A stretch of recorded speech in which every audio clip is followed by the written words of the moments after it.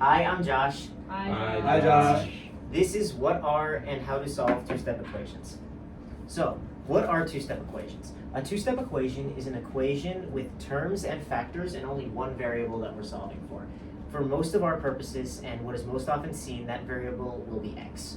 A term is a number that is being added or subtracted that can have variables or can be standalone, and a factor is a number that is being multiplied or divided. For example, in this equation, the 5 and the 2x are both terms because they are being added, but the 2 with respect to x is a factor. So, there are two main steps to solving two-step equations, as would be suggested by the name. Step 1 is to separate all non-variable terms and all variable terms onto their own sides of the equations. We also call this separating like terms. So, for example, here you subtract 5 from both sides, which gets you 2x is equal to 6. Because 11 minus 5 is in fact 6.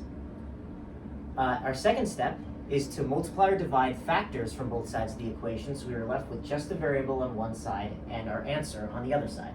In this case, we divide both sides by 2, and we get x is equal to 3. Are we done? Not yet. Last step is to always check your answers, and it's really easy with a two-step equation. All you have to do is take your answer, plug it back into the original equation, and you should get an answer that works. For example, here when you plug in 3, you get 6 plus 5 equals 11. And there you get 11 is equal to 11. It works. Math did not break. Your turn. Okay. Why can we subtract 5 from both sides?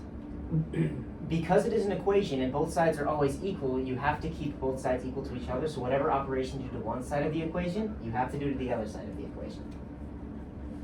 Can anyone tell me what the first step is in this example? Silas. Subtract 5.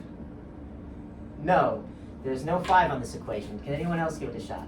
Alex. Add 17. Yes, that is correct. You add 17 to both sides. Can anyone tell me what 25 plus 17 is? Why can't you subtract 5 from this equation? There's not a 5 in this equation. Alex. 42. Yes. 6x is equal to 42 now. That's great. Can anyone tell me what the next step is?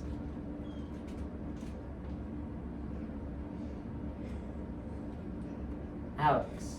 You divide by 6. Yes, very good. You divide both sides by 6, and what is 42 divided by 6? Alex. 7. Yes, it is. X is equal to 7. Now, are we done?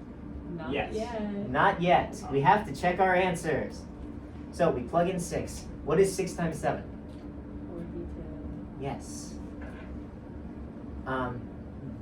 Yes, Matthew. Why do you have to check your answers? We know we got the correct answer.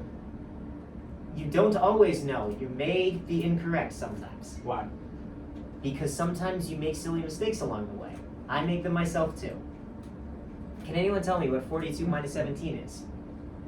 Preferably not Alex. Silas. 24. That is incorrect. 25. Yes, it is. And 25 does equal 25, which means math works.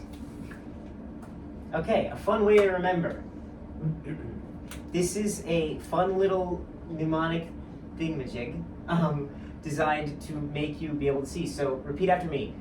Add or subtract to get the terms on their sides. Add or subtract to get the terms on their sides. To get x alone, you either multiply or divide. Get x alone, you either multiply or divide. Then check your work for your answer to be verified. Then check your work for your answer to be verified. Once again, all together. Add or subtract to get the terms on their sides. To To get x alone, you either multiply or divide. Then check your work for your answer to be verified. Now faster, again. Add or subtract to get the terms on their sides. Get x alone, you either multiply or divide. Then check your work for your answer to be verified. Very good. Memorize that. It'll help you learn this. And we call that sides divide verified.